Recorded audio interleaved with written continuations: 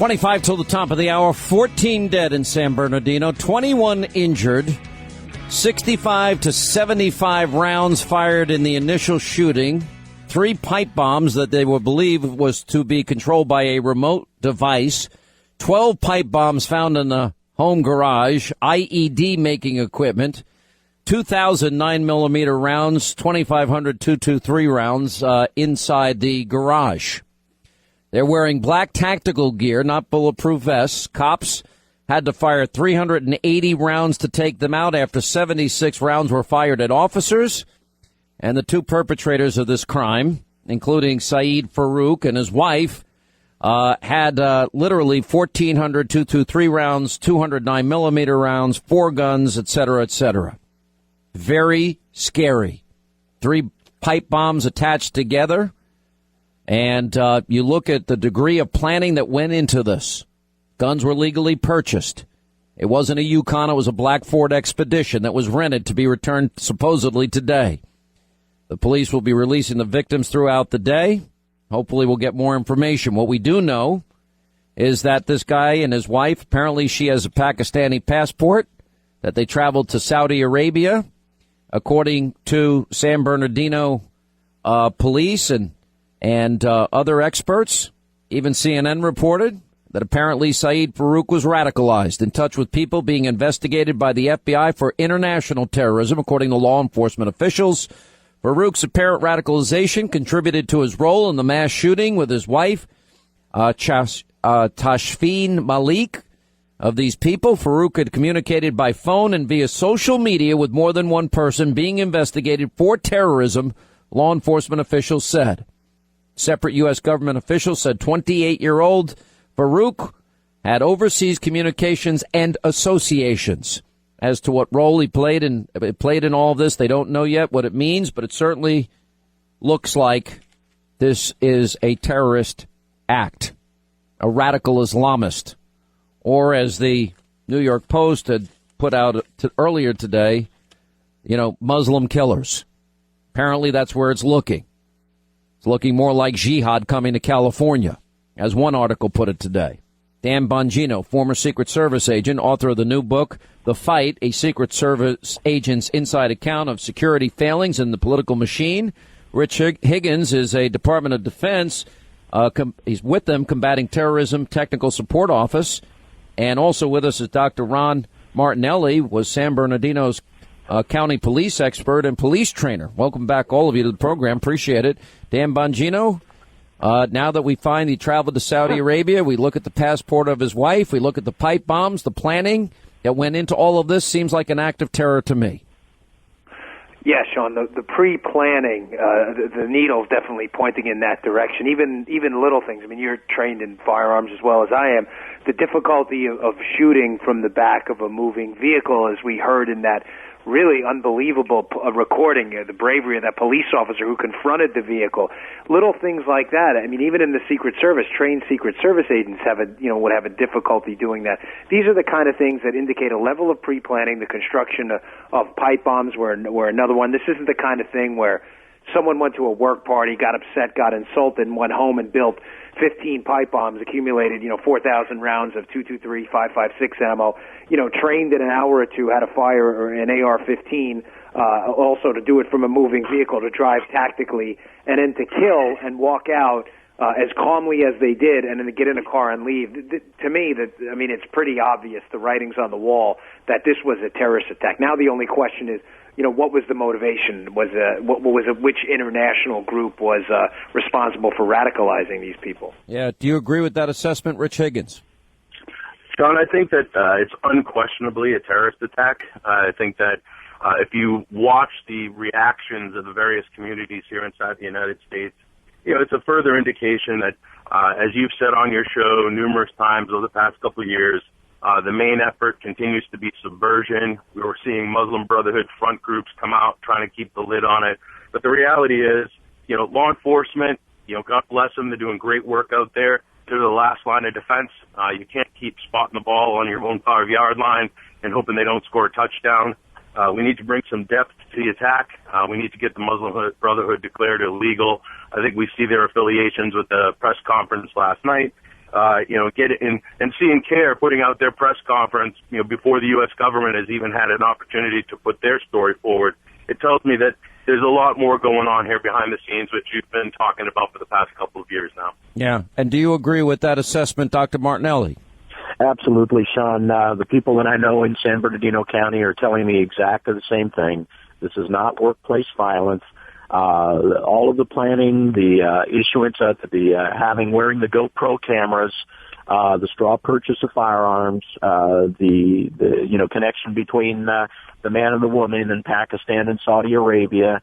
This was nothing to do with the Christmas party, other than it was a soft target for these people to hit. Well, obviously, and I said this last night when I was on TV because I'd been watching some of the coverage before I got on, and I said, this sounds asinine to me. The idea that somebody got mad at a Christmas party, came back fully loaded with all of these weapons, all of this planning, tactical gear, that he was all set to go, but this was workplace violence, and he just got pissed off at a party. I never believed that. Dan Bongino. Well, Sean, it sounds asinine to you because it is asinine. It's an attempt, again, by this administration, cynically, to change the narrative. Sean, this administration, listen, they are terrible leaders. They are skilled at developing narratives. They have to distract from the idea that terrorism is responsible for this, and this could be some workplace violence episode. What they want to do, and if you notice, Sean, they were very careful. Did you notice the media is putting out this meme, and they keep using the terms mass shooting, but avoiding the term potential terrorism? There's a reason there. By focusing on the act of shooting, they can focus like a laser on the firearm. That fits their narrative, their story, their agenda. The left is good at this. By focusing on terrorism, that would be an individual self-protection narrative where people would say, listen, this is a problem in the country, soft targets. Maybe I should go out and consider learning how to protect myself. They want to avoid that at all costs. So the narrative matters. And it's very important you pay attention to that. That term mass shooting, they keep using it for a reason. It's important. Yeah, I totally agree with you. And it's important. We have a president, Rich Higgins, that can't utter the words radical Islam. The president's official position on Fort Hood, the government's position is workplace violence, as Major Hassan was screaming Allahu Akbar.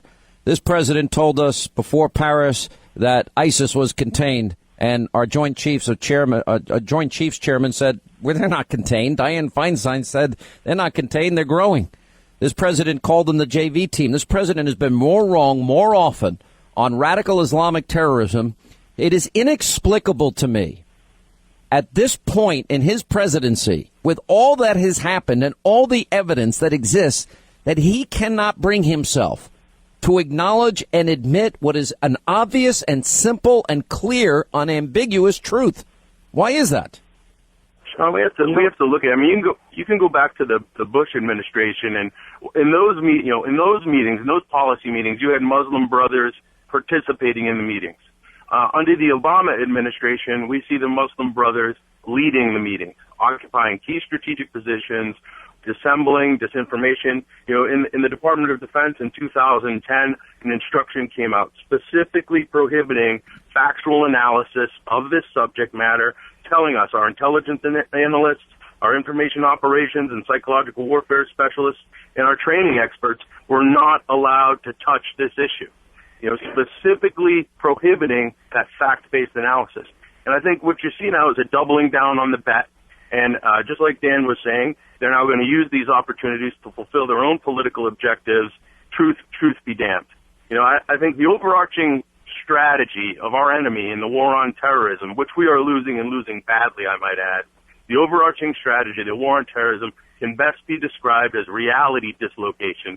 And so long as they can keep us from ever conducting that fact-based analysis and understanding events in the context within which they're taking place, we will continue to guess and guess and guess. And we've seen that over the past 24 hours. You're right. And we are not heeding the admonition and the whole function and purpose of the 9/11 Commission report, which concluded they are at war with us where we were not at war with them. We have now resumed this pre-9/11 mentality. And Ted Cruz said this, that we need a wartime president. We have to recognize that radical Islamists are at war with the entire world. This president seems not to understand what the caliphate is all about. This president seems either willfully ignorant or shockingly naive or worse as it relates to this? Sean, as the law enforcement guy here, I'd just like to, mention 2 points. Number one, I can never figure out, what bubble this president lives in. But he's very anti-law enforcement. 2 things come immediately to mind. His pressure on, so-called demilitarizing police departments. And now if you look, within the last couple of weeks, we needed military armored vehicles to extract officers, to extract victims in Colorado Springs and in San Bernardino. The officers have to be armed and equipped sufficiently to take on this terrorist threat. That's number one. Number two, this is not a gun issue. This is a terrorism and a behavior issue. And, if you pay attention to the president, I just don't understand his line of thinking here. If he says, well, this is a gun issue and there's 200 people that are on the no-fly list that could go out and purchase firearms, my comment is, then what the heck are those people doing in this country? Well, we're now dealing with a president that is now doubled down on the idiocy of bringing in Syrian refugees, in spite of polls even showing that in the refugee community, 15% of those sympathize with ISIS. Now, that's what we know. We also know what happened in France, that the refugee population was infiltrated by those people responsible for the Paris attacks. And that will be coming to America, and this president will be gambling with the lives of the American people. And that is a scary thought to me, in spite of what the director of national intelligence, Clapper, says and Comey says and the assistant FBI director says. I got to tell you, Dan Bongino, it makes no sense to me, and I can't believe we have a president that won't protect the homeland, won't recognize and identify the enemy for who they are, and that will gamble with the lives of American citizens, doing the exact same thing that France did. Well, there's no question here, Sean. This is a failed leader who is an ideologue first, everything else second. The safety of the American people has been subordinated. Listen, I had an argument on your show with Leslie Marshall about this. Sean, as a Secret Service agent and as a police officer prior to some degree, not as much as when I was a federal agent, I have some real intimate familiarity with these so-called vetting systems where we research people, research their background, whether they're sources, criminals, whatever they may be.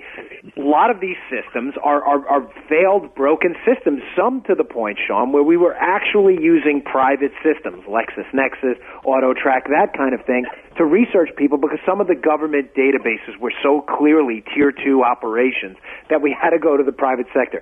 There are liberals out there who just refuse to acknowledge that, and the frightening thing, Sean, is they've never even worked with these systems.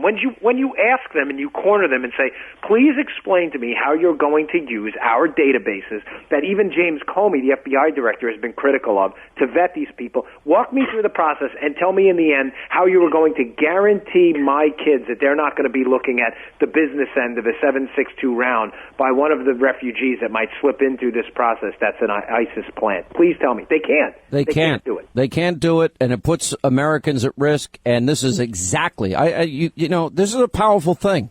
With your background and experience, with Dr. Martinelli's background and experience, and Rich Higgins' background and experience, that this president, clings to this rigid ideology and doesn't listen to the people that know better and will gamble with the lives of Americans. What's he going to say when it happens?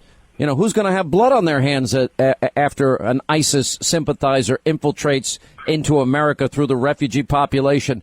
Who's going to go to the families of those that lose loved ones and say, sorry, oops, honest mistake here. This is fairly predictable at this point. I don't know. I want to thank you all for being with us. Dan Bongino, Rich Higgins, Dr. Martinelli, thank you all.